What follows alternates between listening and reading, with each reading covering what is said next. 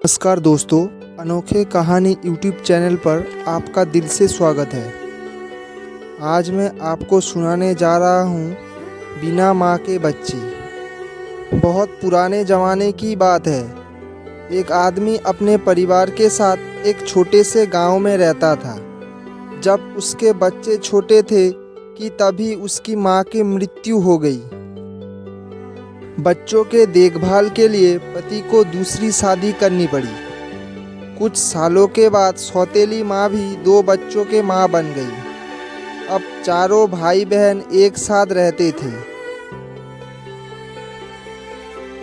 कुछ समय के बाद सौतेली माँ एकदम बदल गई। वो अपने बच्चों के लिए अच्छा खाना खिलाती थी, अच्छे रंगीन कपड़े पहनाती थी और सौतेली बच्चों के लिए पुराने कपड़े पहनाती थी। कुछ दिनों के बाद सौतेली माँ ने उन्हें सूखी रोटी देकर गायों के ग्वाला में भेजना शुरू कर दिया। अब वे दिन भर ग्वाला जाते और भूखे प्यासे शाम को घर आते थे। ऐसे समय में उन्हें अपनी माँ की बहुत याद आती थी। एक दिन दोनों बच्चे ने अपने हाथ की सूखी रोटी अपनी काली गाय को देते हुए कहा, माँ, तुम हम पर ऐसा ही दया करो जैसे हमारे माँ हम पर करते थे।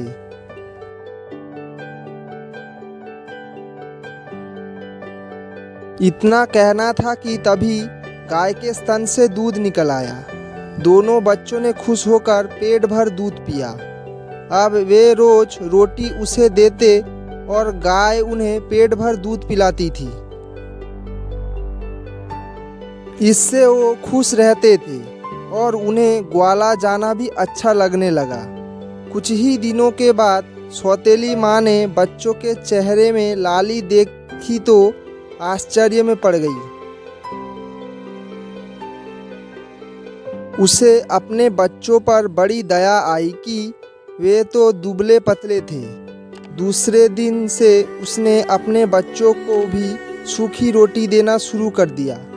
2-3 सप्ताह बाद उसने देखा कि बच्चे हट्टे कट्टे होने के बदले कुछ ज़्यादा ही दुबले पतले दिखाई देने लगे थे। अब माँ थोड़ा उलझन में पड़ गई। उसने अपने एक बच्चे को उसका राज जानने के लिए भाइयों के साथ ग्वाला भेजा और कहा कि वो ध्यान दे कि भाई दिन में क्या खाते हैं। दूसरे दिन तीनों भाई गायों को लेकर जंगल की ओर निकल पड़े। गाय ने आराम से चरगाह में घास चरी। दोपहर का समय होने को आया। बच्चे के पेट भूख से कुलबुलाने लगे, पर उन्हें हिम्मत नहीं आ रही थी कि गाय से दूध मांगे। उन्हें डर था कि उनका सौतेला भाई माँ से चुगली ना कर दे।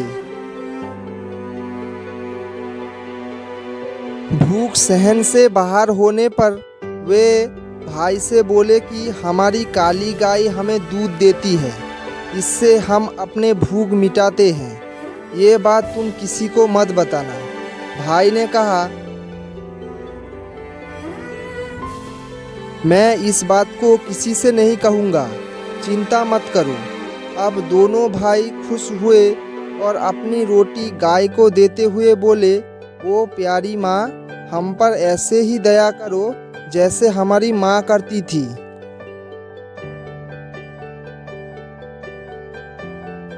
ऐसा सुनते ही गाय ने तीनों भाइयों को पेट भर के दूध पिलाया। शाम होते ही तीनों भाई गायों को लेकर घर आए तो माँ ने अपने बेटे से पूछा, तुमने चरगाह में क्या खाया?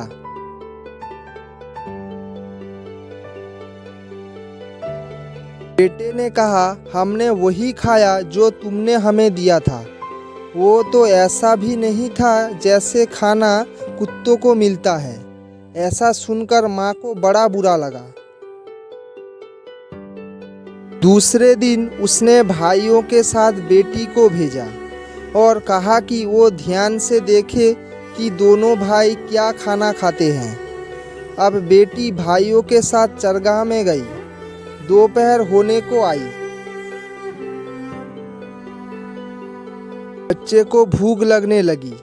उन्होंने पिछले दिन की तरह ही बहन से कहा, प्यारी बहन, तुम किसी से भी मत कहना कि हमें खाना कैसे मिलता है। बहन ने भी भरोसा दिलाया कि वो किसी से नहीं कहेगी।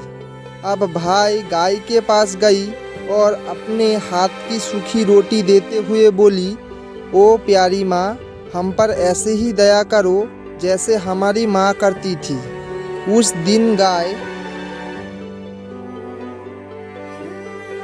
ने उन्हें ढेर सारा खाना दिया। सबने पेट भर के खाया। लड़की ने थोड़ा सा खाना अपने चुन्नी में छुपा लिया। घर पहुंचते ही माँ ने पूछा कि तुमने चरगाह में क्या खाया? बेटी ने उत्तर दिया, मेरी चुन्नी से पूछो, मुझसे नहीं। माँ ने चुन्नी देखी तो उसमें खाना था। माँ ने पूछा, ये कहाँ से आया? बेटी ने माँ से कहा कि इसका जवाब चुन्नी ही दे रही है कि खाना गाय ने दिया था।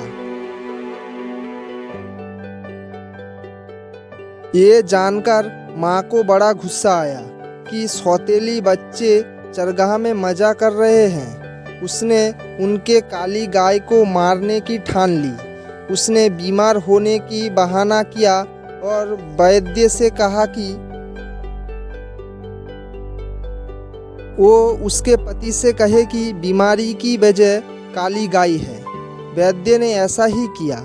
उसके पति को कहा कि उनके घर की काली गाय को ही मारना होगा। बाप ने तुरंत ही बच्चों को समाचार भेजा कि माँ को बचाने के लिए उन्हें काली गाय को मारना होगा। उसे लेने वो चरगाह में आ रहे हैं। ये सुनकर दोनों बच्चे गाय के गले में हाथ डालकर रोने लगे। तभी बाप और बेटा चरगाह पर आ पहुँचे। उन्होंने गाय के गले से लिपटे बच्चों के हाथों को छटक कर उन्हें दूर किया और घर को चल पड़े। बच्चे भी पीछे पीछे घर आए और पिता से कहा, पिताजी, इसे मत मारो।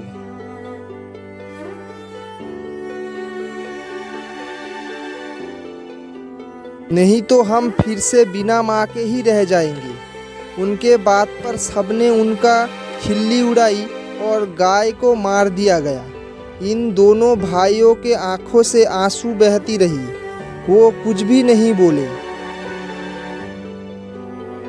और जो मांस मिला उससे वो अपने खेत में ले गए। उसके बाद आसपास लकड़ी इकट्ठा करके उसका दाह संस्कार किया। उससे जो राख बनी उसे अपने चरगाह में ले गए। वहाँ उन्होंने एक गड्ढा खोदा और जो अस्थियां बची थी उन्हें दफना दिया। दूसरे दिन से दोनों भाई फिर से ग्वाला जाने लगे। फर्क इतना ही था कि काली गाय उनके साथ नहीं थी। वे रोज चरगाह में अपने गाय की अस्थियों के पास जाकर आंसू बहाकर दूसरों गायों के साथ घर लौट आते। एक दिन हमेशा की तरह वे चरगाह में पहुंचे तो देखा कि अस्थियों की जगह एक सुंदर एलोवेरा का पौधा था। वो आश्चर्य से उसके पास गए और उसकी लंबी लंबी पत्तियों को सहलाने लगे। तभी उस सुंदर पौधे ने उन्हें अपने गोद में ले लिया और खाने की बौछार कर दी। दोनों भाई इस पर लिपटे हुए बोले, हमारी माँ कभी गाय बनकर आती है तो कभी एलोवेरा बनकर आती है। माँ कितनी अच्छी होती है।